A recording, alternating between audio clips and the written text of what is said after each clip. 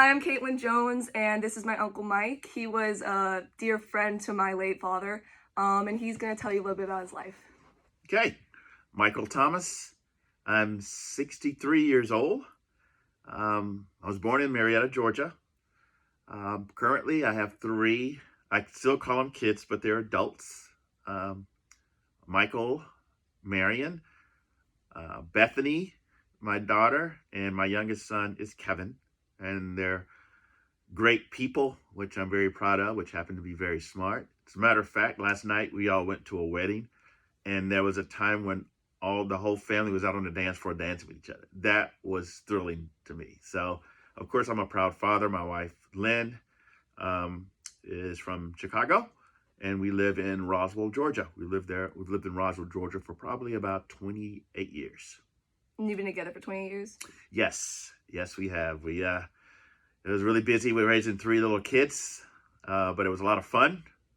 And we sit back and talk about things that happened when we grew up. So last night, because it's top of my mind, was because we were all together last night, which is rare now for all of us to be, all three kids Definitely. to be together and sit around in the house that they grew up in and tell stories about things that happened back in the day. So that's probably why I'm pretty pumped up about the kids right now. But yeah, that's been a majority of my life for the past 28 years. Actually, we were very active with the kids.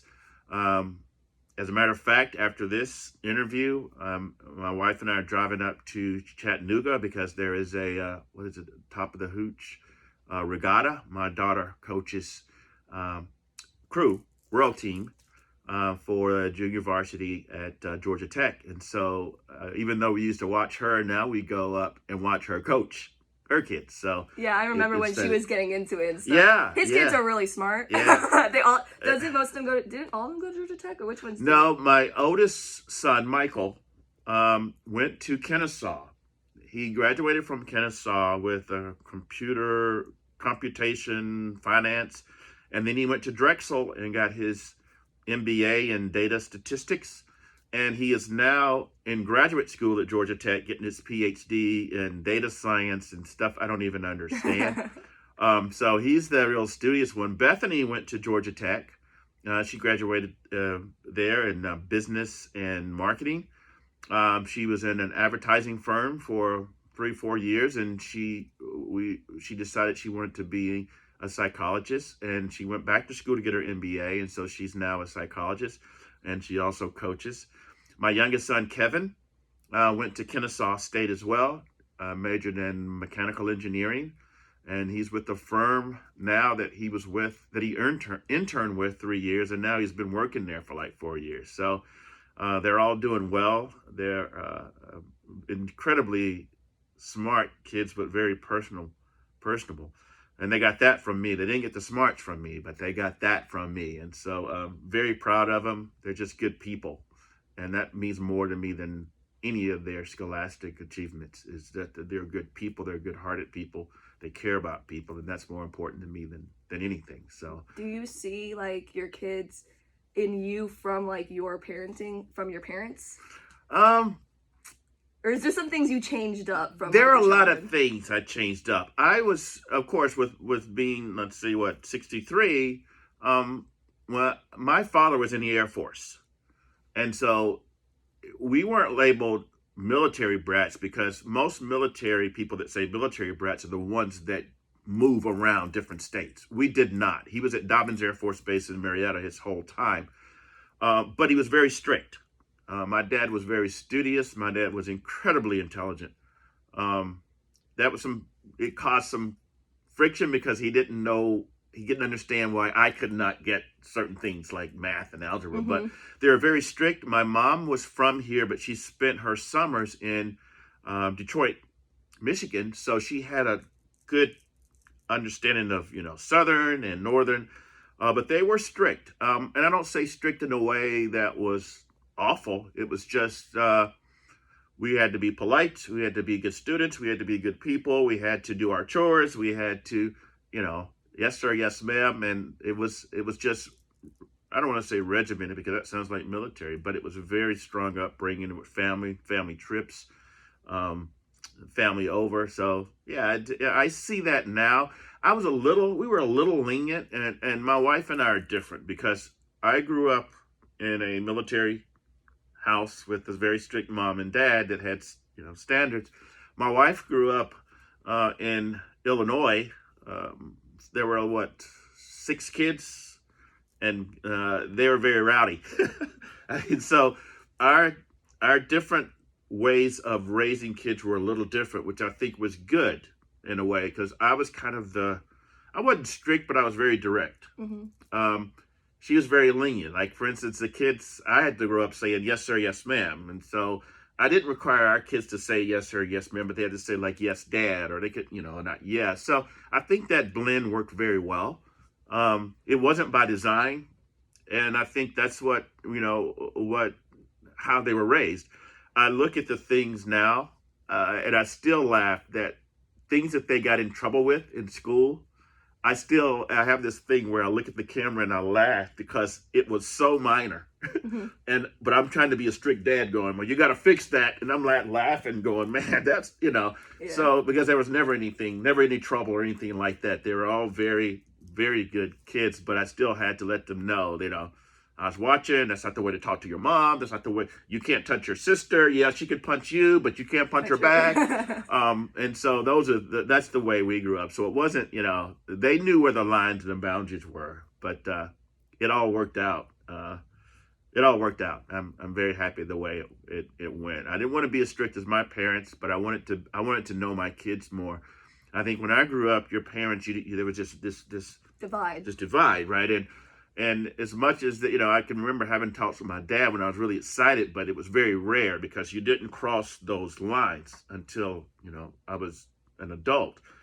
But with the kids, we kind of open that up and talk about things, and it worked out really well. We did not restrict them. We just allowed them to grow as well as they were good people and good carers of this earth, very environmental, very sustainable, that kind of thing. So, and from Utah, so basically he's been always from this area, yes. Like in Marietta, Georgia. Do you want to talk a little bit about like that part of history? Yeah. I was thinking about this, and I remember I grew up in Smyrna, Georgia. It was a small community. It was an African American community. It was a really tight-knit community. Now, of course, I was like 2 or 3, but I remember certain things like Halloween. I remember that they would have neighborhood barbecues where everybody went and brought something. It was a small community. There was a school right up the street. We had a fence. We had a dog. It was a small house, and it was a cool place. In Smyrna, we had to drive to Marietta because that's where the church we attended was, and my grandparents, and also Dobbins Air Force Base was in Marietta. So we had to take this one road from Smyrna, Concord Road, a dark road up into Marietta. Marietta was kind of big time back then. So I think around the age of 5, we moved to Marietta. My dad picked out a slab of land in Marietta, and we had a house built there, and we moved from Smyrna to Marietta. One thing I will say, and I'll say this for Smyrna and I'll say this for Marietta, if you look at the time that I grew up in other areas, there was a lot of racial strife and tension and things. I happened to, because of where we lived when we moved, there was only certain areas that Blacks could live in Marietta. And so the piece of land that my father built the house on was a brick house, but across the street was the projects. And so I didn't understand the projects because I came from a small community of everybody had a house, but projects was different. And it was a culture change for me because we had to maintain the strictness and studious, but it wasn't in line with the people that lived in the projects. I thought it was kind of cool to live in the projects. I didn't have to mow a lawn. Mm-hmm. But our parents kept us pretty pretty straight, and they knew, didn't want influences that were bad for us. My first grade, I went right down the street to an elementary school, first grade, Mrs. Carter. My first teacher was African American. She was also friends with my parents and very well in the community. First grade was really cool. I enjoyed it. But in second grade, this was like in 66, 67, when Brown versus Brown and Marietta had to integrate their schools. There were 5 families in the community we lived in that were selected to go to Hickory Hills, which is a school that was about 6 miles away. I didn't understand that because I'm sitting here looking in my yard at the school down there, but I had to go to another school. But I didn't question my parents. I said, well, okay. I felt bad because, I missed all my friends. But going to Hickory Hills was, there were 5, maybe not even 5, 3 African American kids, and I was one of them. Oh, wow. And so when I tell this story, they go, "Oh my God, it must have been awful for you." I'm like, no. Hickory Hills, I was totally embraced. I still have friends there. I never encountered anything of any kind of racial tension or taunting or anything. I think a lot of it had to do with the fact that it was Marietta, and Marietta is a different city. Historically, it's a different city. And so all the friends there, I never had any issues with that. The teachers were nice. The issues I had, interestingly, were from our neighborhood, because the people in the projects in there felt like we were uppity. We talked proper.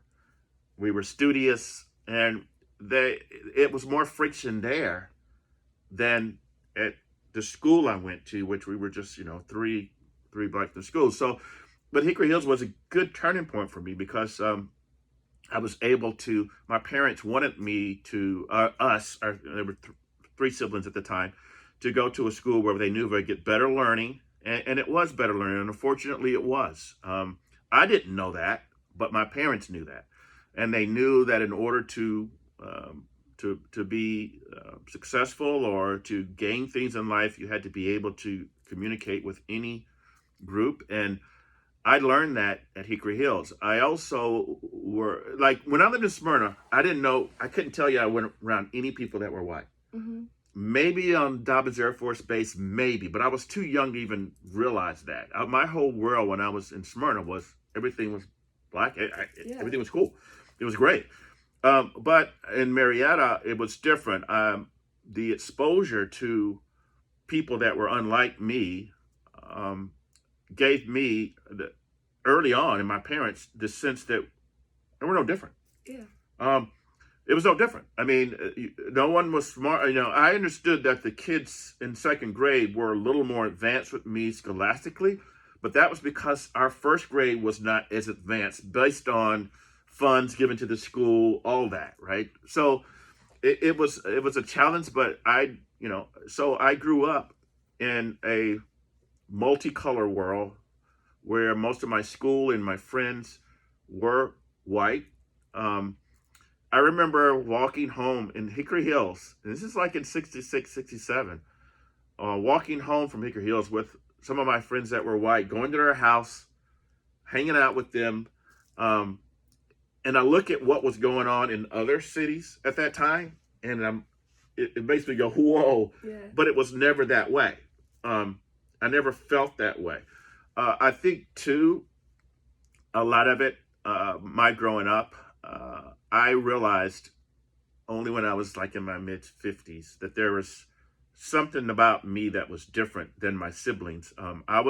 My siblings, my sisters were very smart, studious, beta club. I was always the one that didn't really pick up on things. I got great conduct scores, but they always said Michael doesn't pay attention to details or Michael doesn't focus.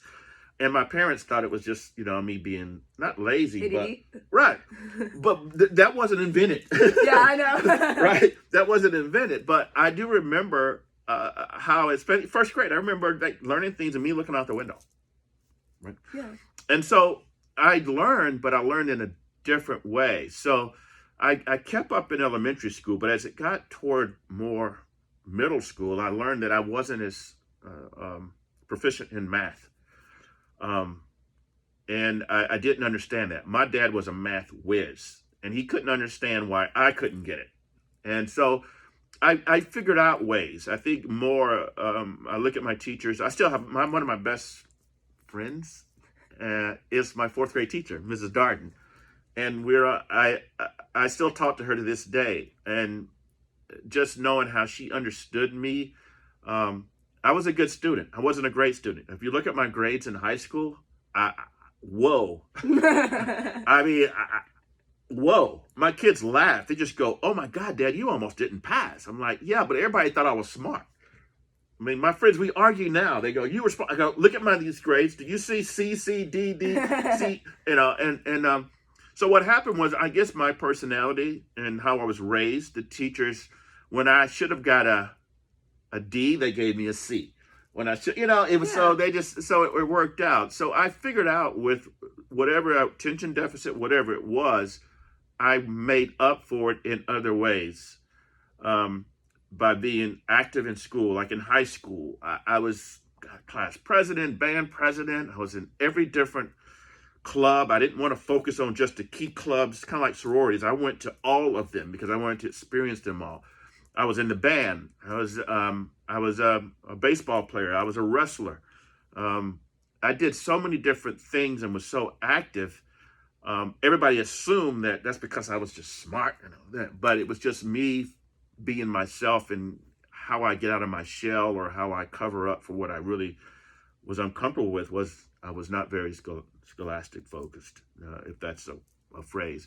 So that's I went through high school and everything, and I thought I was fairly smart. I got good grades and everything, but no, I got passing grades, and so that was different growing up. But it wasn't hard. Our parents, we always had encyclopedias. We also got this one book that was a yearly book that had everything in it that we would fight over when it would come in. We had National Geographic. We had all the magazines. My parents took us to the library in Marietta every summer, and my sisters and I would compete on reading, almost 25, 30 books a summer because we would get a certificate. So reading was always in something in the summertime that we did. We were never just, we had a fun summer, but we also had to, like when we went on trips, we had to take books and read and things like that. Another big piece of the community when we moved to Marietta was the church. Cold Street Baptist Church. It was a small church, but my parents were very active in it. In the church, we had other kids that were like us. We had talent shows. I was an usher, which at that time was big time. You had to learn when to open the doors. Yeah, when to walk I was in. an usher. Right. Yeah. And so, I had to, we had to, of course we didn't have a choice. We went to church every Sunday, and sometimes we went like in the middle of the week. But that was focused, that a lot of what we did was church really helped the community because that's where people communicated, and you stayed close to your race and how you saw people that were successful in other areas. The church you went to, was it predominantly Black? It was all Black, yeah. It was a small Baptist church. As a matter of fact, the pastor of the church was friends with Dr. King. Oh, really? And so, yeah, so Dr. King's father came to our church once. Also, my grandparents lived in Atlanta before they moved to Marietta. And when they lived in Atlanta, they lived in the same community that the King family moved. So they were neighbors with Daddy King and all. So there was a sense of, in that church, of pride, and you saw successful Black people. Although professional was then, they had good jobs, but you just saw it. So it was a different, you felt proud of what you were doing. During that time, it was just something that we did, and we had many friends from that, but it was what held us, the core, together, was being a part of church. How old were you when you were at that church? Well, we started when I was probably 4 or 5, I don't remember when I was 3 or 4, but we went there. But I remember going when yeah, I do remember when I was in Smyrna because we used to drive to Marietta, go to church, have a church meeting. And the big thing was we take 41 by the Big Chicken, and then there was a McDonald's, and Mom and Dad would always buy us a milkshake and French fries when we headed back to Smyrna. I remember that. I vaguely remember that. So church was very important. My parents weren't fire and brimstone like others. My dad was, but he was a head deacon. He was head treasurer, but he wasn't a fire and brimstone type. And that church was not a fire and brimstone type church as a Baptist church in the South at that time. Yeah. It was more, it was quieter. It was, I saw the churches, but Was it more progressive during that time period? it was because it focused more on everybody being a better person. Many times we were recognized for our scholastic things, which was, I don't know how they figured me out. They probably found something. Oh, Michael was great at PE or the president's physical fitness test. But when we did talent shows and all, we would always win plaques, and we would have them in our den. There was a Thomas family and there's other families, but we always happened to win a lot because we were all, whether I was playing a trumpet, saying a speech or whatever, but it was a big deal at that church. So that was very pivotal to me. And did you go to that church when you moved to Marietta still? We sure did. How long were you at that church, probably? I was at that church until I was probably 18. And From probably 3 to 18? Yeah, probably when I moved out to where I could make the decision on that I didn't want to go as much, right? And so I still go now. I've been the guest speaker at Cold Street Baptist Church for telling the history of Cold Street Church, telling the history of African Americans in Marietta.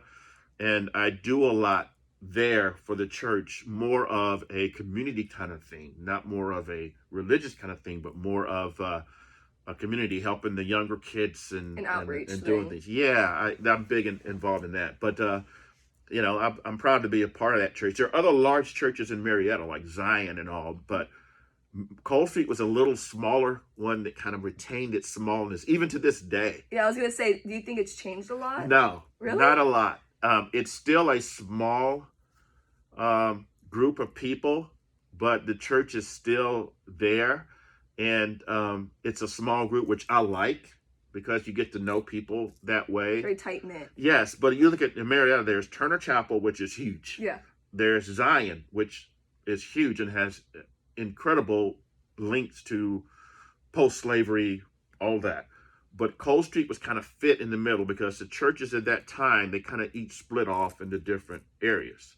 And so I was proud to be a member of Cold Street, and I grew up Baptist, but I'm not going to say I don't claim a denomination because I don't believe in a denomination. I believe that every religion is, whether it's Buddhism, Hinduism, whatever. I think, at the end of the day, be a good person, care about your people. That's the simplicity of how I look at it. But so that church was very important, and I did say that's a foundation for me. My first job was cleaning the church every weekend, and I was probably about 10, 12. Ride my bike over in there, and I got paid $7.50 a week. And my dad would pay me, from the treasurer. What year was that in? It was probably 70. $7.50? Oh yeah, a job. Yeah. I get paid that now. Oh no, but it was just for the whole church. For the whole... Once a week, I got once a week. Not an hour. No, but I didn't care. That was good money. Yeah, that is good money. That's what I was thinking. I was like, wait. Yeah. So we did that, and that was my first job. And so I'm trying to build a foundation of my community and how the church played in the community, and also offshoots of the church. Also, Boy Scouts, Cub Scouts. One of the things that I do remember when I went to Hickory Hills and I saw my white friends, they would come in with their Cub Scouts uniforms. Were you there for, that was just elementary school, so was it like, was it? It was elementary school. 2nd grade to 5th grade was Hickory Hills. Okay. And so I saw that, and I thought it was kind of cool. I wanted to be a part. I didn't know that we weren't included in that, Yeah. but they never said anything. But we, in our community, in the church, we had Cub Scouts. So my mom was a den mother, my dad was a den master, wore my little Cub Scouts. You know, we had meetings and things like that. So we got a sense of that in our own community. Funny things that happened, for instance, third grade, I was invited to a bowling party, one of my friends at Hickory Hills. And so I was all excited. And so my parents drove me over, I think it was off of St. Mary's Lane in Marietta. Uh-huh. And we walked up to the door and rung the doorbell. And Tommy Borgel, who was my friend, his parents came to the door. And they were shocked because they did not know That he invited you? that we were black. Oh. All they knew was that Tommy talked about Michael Thomas all the time. And it wasn't a problem. They just didn't, they thought it was funny. They still tell this story that, you know, that just shows you how he never mattered. But they were just kind of like, oh, you know. And so I didn't think anything about it. My parents were fine with it, but it was just a shock to them that Tommy never mentioned the fact, and that says a lot That about. does say a lot about kids as well. Right. It's like they don't see those Right, things. right, exactly. Color isn't seen. It's just a Right. person. Right. So I remember going to the bowling alley, and I think a lot of things that might have occurred or might have seen, I didn't see because of the way I looked at life or I paid attention. I'm sure we were in situations with my parents when we went on trips. For instance, when we went to Florida. When we went to Florida, we got up. It was cool because we got to sleep in our clothes. We got up at like 3 or 4 o'clock, and we got in the station How old were wagon. you? Oh, 7, 8. Still 10. remembers. And mom would always, you know, she'd make food. You know, we have drinks in the back, Tahitian treats, and we had a station wagon, and we would, you know, drive to Florida, eat in the car. We would stop at a rest stop, and that was fun. We went to like St. Petersburg or Orlando, and we, you know. But when I look at that, I did not realize that if you understand, for instance, the Green Book, Yeah. right? The Green Book movie is really based off of the actual Green Book, which was a book that was created in Chicago and New York to tell Black people where it was safe to go and travel. stay Mhm. and travel. And so what I realized was it was fun to us, but there was a reason why we got up early and was driving the back roads of Georgia down to Florida. Mm-hmm. My parents never said anything. And Did they ever end up telling you, or did you just figure that They out yourself? never told us. Oh, wow. And I could imagine the stress of my father driving through areas, right? But we never saw any of it. Staying in hotels. There's a film clip of me that I recently processed for the family where you see me running in the ocean or in a swimming pool. But also during that time, there were other hotels that would not allow Black people in their pools. They would close the pools. But here we were in Florida, in pools, swimming around and everything. So our whole world was like, we didn't know all these things that were going on. My parents knew, Do you but they think that was never a told us. good thing that they didn't tell you? Or do you wish that they kind of did? I mean, I guess you figured it I'm out through torn. life. Yeah. I'm torn because I think if they had told me, I may have been a different person. Yeah.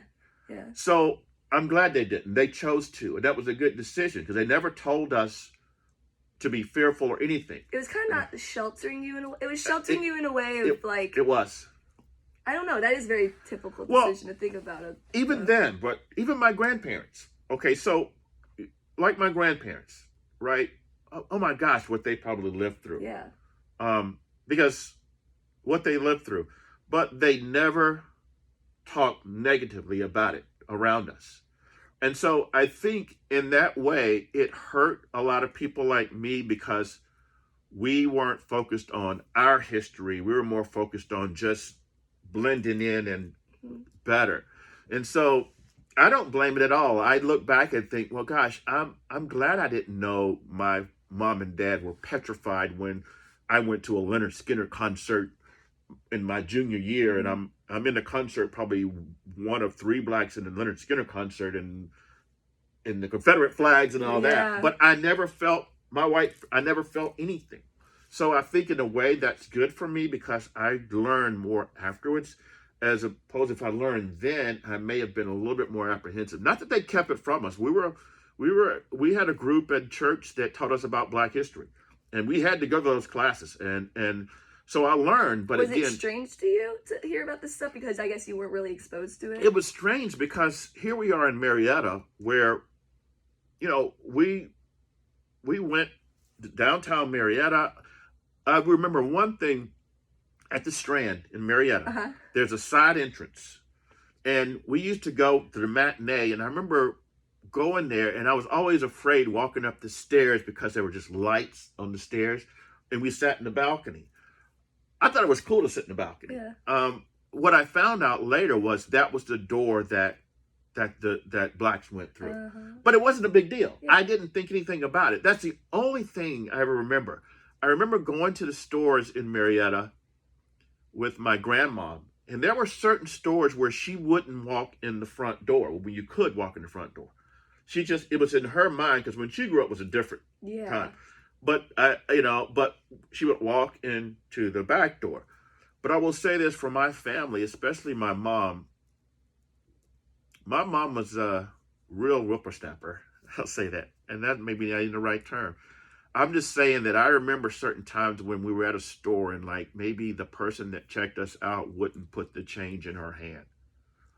But my mom, because of her northern, she's like, no, I'm doing business with you. You're going to put this change in my hand. Yeah. Now, I didn't know. I thought the person was just being rude. I didn't know why, right? And so those are little things like that. But I never felt anything walking in the square, going to the stores. I mean, Johnny Walker's store where we used to get clothes, because Marietta was a town that had a lot of business people, had a lot of Jewish people, and actually Marietta had a very strong union in the Civil War foundation. Mm-hmm. Very strong. Wow.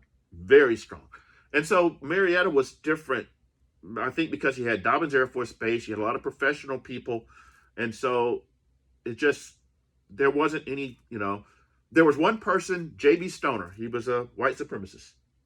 He lived right up by the Kennestone Hospital. The place is still there. I think it's a dental place now.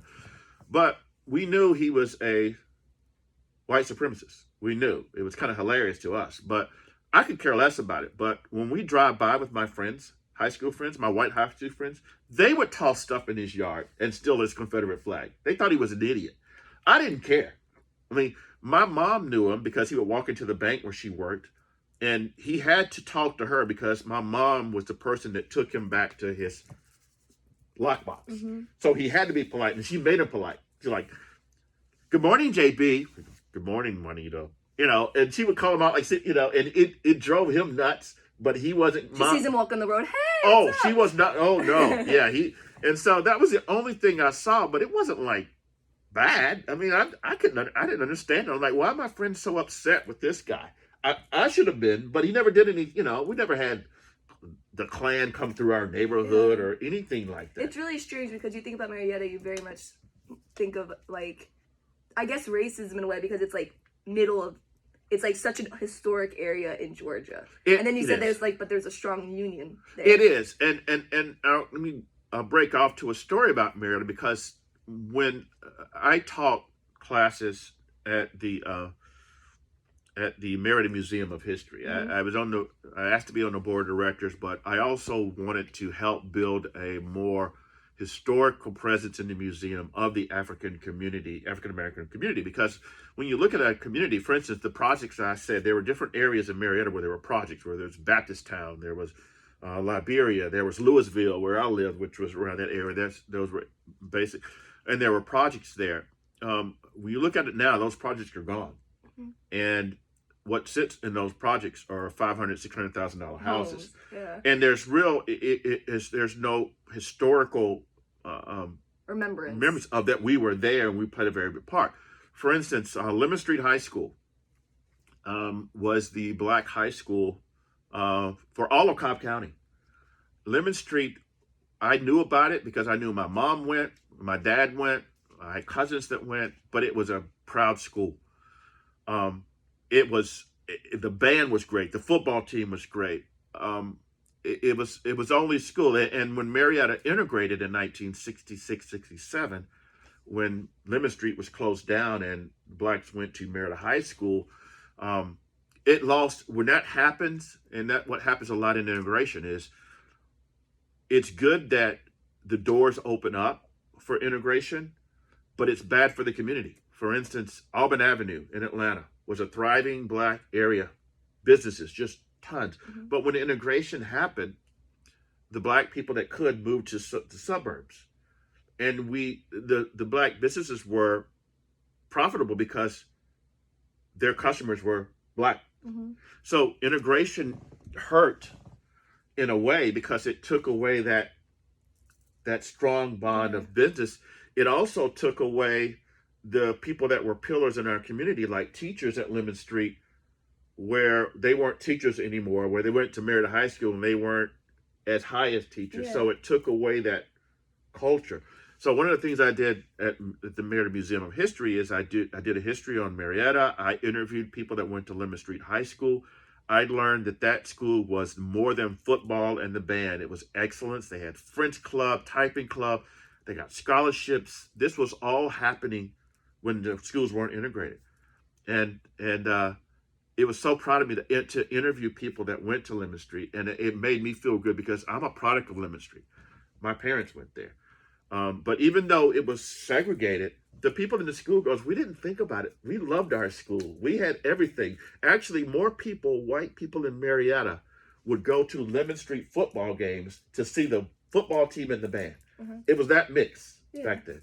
So those things in Marietta was different. And it goes all the way back to post-Civil War. Mm-hmm. Marietta was a city that had a lot of Union power, a lot of Union spies. And so it was known, but it existed that way. And after the war, Cobb County was very poor. Everything was poor. So people worked together. They didn't have a time to have any biases. They had to work together. And that was the foundation of Marietta. And that's how I learned that Marietta was special. And by knowing the history post-Civil War, the Reconstruction area. Reconstruction, as I say, yeah. Area. My grandfather owned property off of Burnt Hickory and Polk. That was rare. Yeah. And I that was rare that he owned property. I learned a couple of years ago that my grandfather was born in Forsyth County. And if people know the history of Forsyth County in Cumming, Georgia, in 1910, there were situations there where they made all the blacks leave. Really? Under gun or death. What year was this? 1910. Dang. They had a situation where they wanted to cleanse. I call them sundown towns. Oh yes, yeah, right? Sundown. And I didn't know this, that's how my grandfather made it to Marietta, because when they purged out of Cumming, blacks went to maybe Austell, Marietta. I didn't know Forsyth was a sundown town. Oh my gosh, it was until the 80s. Amanda took a class, a racism-based class, I forget what it's called, for her GC1Y. Yeah. And she learned about sundown towns and all different areas and stuff. There's a book called Blood at the Root, Patrick Phillips, who wrote the story of that. And it was an incident that happened, and it happened in many cities, of where, you saw prosperous blacks and owning, and there would always be some situation that they blow up to make it seem like to take ownership of their property. Mm-hmm. and Forsyth County was that. So what my grandfather probably saw was horrific. Yeah. We never talked about it. He didn't talk much, but so you don't know this from him, but you know this from like learning about the history. I know that he was born there, and I look at the time when he was born. The timeline, you're just like he was there for that. And I know he was, and I never knew how he got to Marietta and had property. So obviously they were one of the fortunate blacks in Forsyth County that was probably able to sell their property, even if it was for a loss, mm-hmm. because his dad or whatever came and bought property in Marietta. So Marietta was different. So I enjoyed teaching that. It made me understand Marietta. I would have people that I'd travel with in my job that I would say I'm from Marietta, Georgia, and they would always say, "Oh my God, you must have been hell growing up." And I'm like, no, it wasn't. They're shocked that Marietta was like. Do you think it was personal just to you, or do you think that's how it was for most people in Marietta? Just because of the area? I think generally it was a good area. I have friends in high school, friends that had different experiences, but I didn't personally experience it. So I'm not saying it didn't happen. I'm just saying I didn't notice it and I never saw it. I saw it as I got older with smaller situations, but I didn't see it. I never grew up worrying about that or in fear of that. My parents didn't, I know now why they were worried about us when we were out, but I didn't know the reason why until I got older, that they just didn't, they just was aware of it. So anyway, I think part of that, Miriam, that's a story that's a part of me that tells, but I mentioned the job I had with the church. My main job was when I turned 14, my mom took me to the YWCA off the square. She was friends with people on the board, and she said, okay, I'll find something for Michael to do, a job. So the executive director walked me around the Y. She took me to the tumbling area. She took me to the camp. She took me to soccer and said, what do you want to do? And I was like, oh, cool. Then she took me to the pool. And so she took me to the pool, and I'm looking at that, and I'm seeing these young ladies out suntanning. And I said, I want to work in the pool. And she said, that's good, Michael. Okay. She goes, you know how to swim? And I said, no. And she goes, you don't know how to swim? I go, no. But you want to work in the pool? I go, yeah. She goes, okay, let me think about this. And so the next day she goes, okay, here's what we're going to do. You're going to work with the tots to bring them in the class and just do stuff around the pool, work in the check room and all that. And you're going to take a class. Every day you're going to take a class, swimming class. Mm-hmm. Okay, so I did. And this is when I was 14, 15. So I didn't learn to swim until I was 14 or 15. Mm-hmm. Because there weren't pools in my neighborhood, and I played baseball, and the coaches always said, don't go swimming because you're tired. It just wasn't something I thought about. But I learned how to swim, and I became a good swimmer. I became a very good swimming instructor, lifeguard instructor. One of the most popular classes that I had there were like Tuesday and Thursday nights when the adults came in to learn to swim. And you were teaching them at 14 and 15? Right. I even taught my fourth grade teacher, Mrs. Darden. Swim. But I was on this show once, this TV show with Georgia Tech, and they were asking me about swimming. They were just talking about water safety, and they go, Michael, I hear that your classes on Tuesday and Thursday at the Y, there's a waiting list, and people come all around, and they go, why do you think that's so successful? And at that moment, I said, I don't really know, but I'll tell you this. I go, I didn't learn to swim till I was 14 and 15, and that was probably, 3-4 years ago. So I understood what it felt like to not know how to swim. Mm-hmm.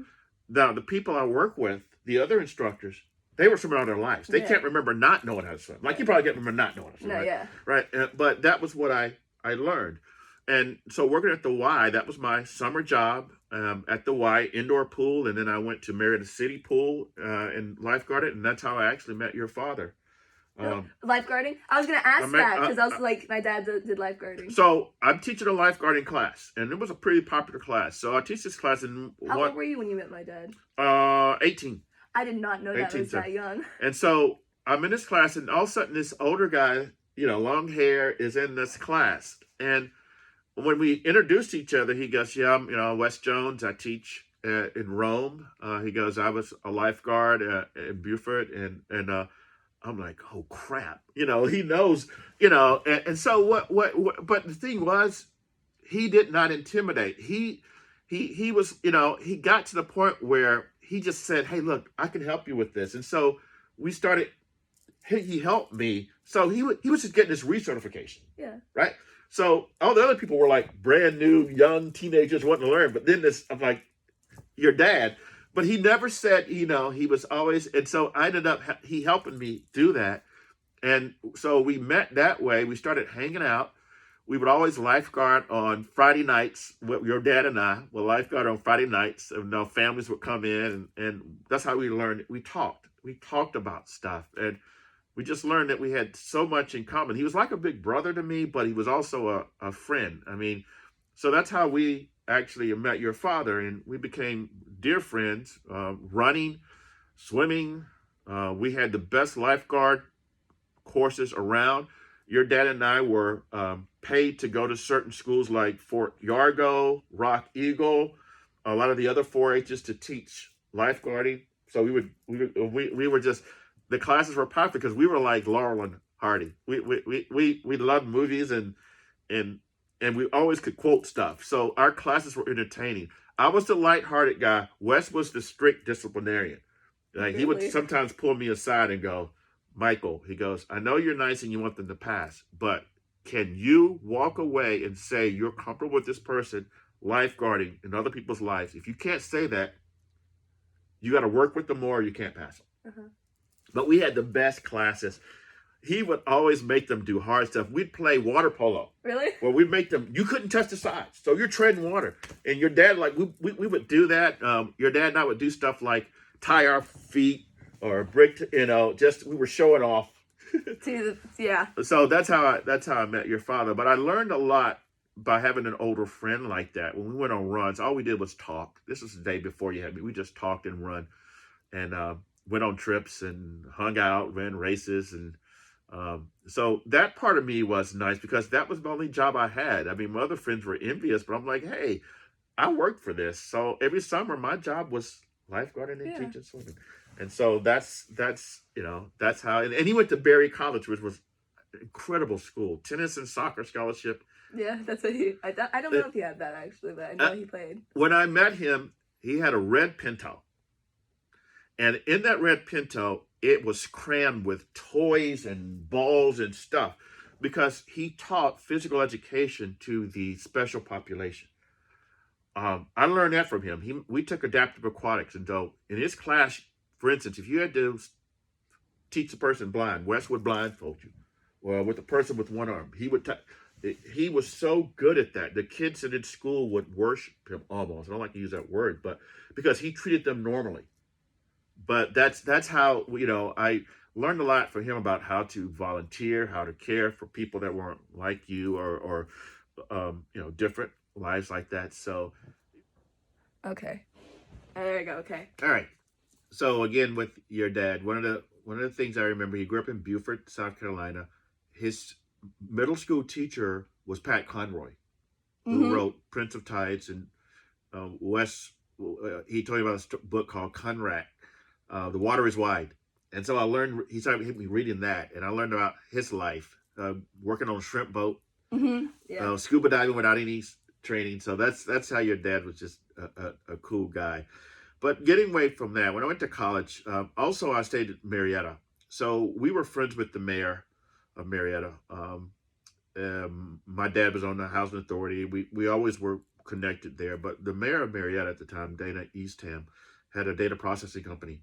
And he wanted someone to work his company when he traveled. And so he asked me if I would do it. I'm like, I don't know what I'm doing, but I just showed up with a steno notebook, and there's this room full of computers with punch cards, and he showed me how to do everything. We were running payrolls and accounting services for companies in Marietta. And so I was doing that at like 18 or 19. Didn't know what I was doing, but I could do it, right? It was just more, and so that got me into actually computers and data processing. So I wanted to be like Wes. I wanted to be a history teacher and a coach and major in, that was what I wanted to do in college. But I got steered into data processing, which led me to a company called Automatic Data Processing, ADP, and that got me in the tech world. And I stayed there for 30 some odd years. So I've worked for companies like Oracle for many years. I worked for PeopleSoft, and I worked for Microsoft for about 12 years. The funny part is I work around people that are very highly degreed and smart, and I don't. My kids look at me and go, "How do you work at this company? You didn't get a college degree, you didn't know that." I go, you know what? I just figured things out, and I understand people, and I understand certain things. I can look at certain code and tell you if something's wrong, but I can't program.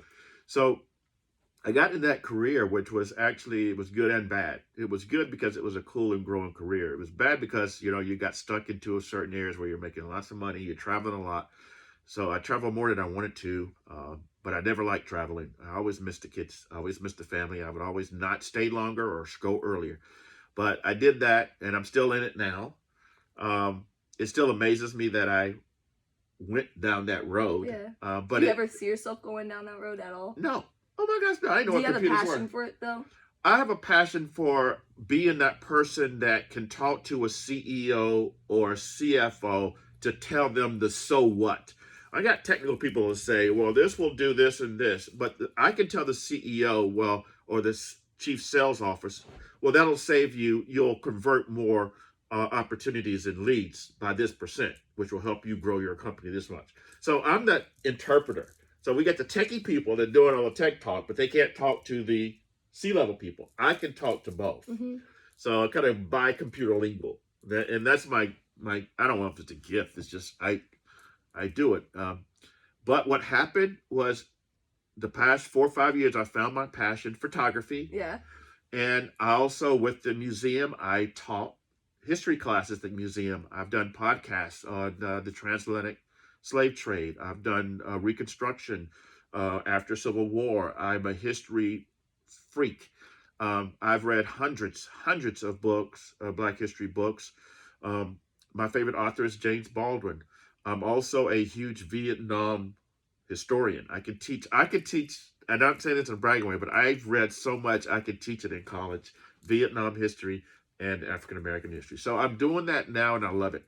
And so I think my days of software are coming to a close because I don't have the patience for it. Yeah. It's hard to move away from the money from it, but money isn't important. My kids are all out of college. I don't even, so I enjoyed it. I think I've had an extraordinary life, an extraordinary life as well. In between my lifeguarding and data computers, I actually was a flight attendant. I did not know that. I dropped out of college. I had to do something. My dad was out of town, and I was teaching a flight attendant private lessons. And she always said, "Michael, you'd be a great flight attendant." I'm like, "What's a flight attendant?" And so she got me an interview with Delta. Delta said they would hire me when I was 20 plus 6 months. United hired me on my 20th birthday. So they said, you have to fly to DC for a physical and then final exam. Mm-hmm. I never flown on a plane before. Yeah. Never. So that was your first time? First time. So I did that. I took training and flight attendant training for United Airlines. It was hard. It's like FAA, all that. I was stationed in New York. So I moved to Brooklyn. Yeah. That didn't last because I was told you can't say hello to everybody. You can't go out running, and you got to sell your car. Why can't you go out running? In Brooklyn, the area, it wasn't safe to go out running. How long were you flight attending for? Almost a year. And they wanted to say, look, Michael, take some time off. I go, no, I don't want to do this. I went back home, got my job back, data processing job back, but I did that for a year. I flew around. It's really, people don't believe that when they say, tell me something about yourself that you don't think I would relate. Well, I was a flight attendant. Yeah, I had no idea. Yeah.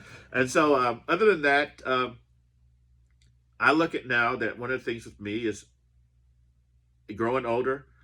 I fear that I can't read all the books that I want to read in my life.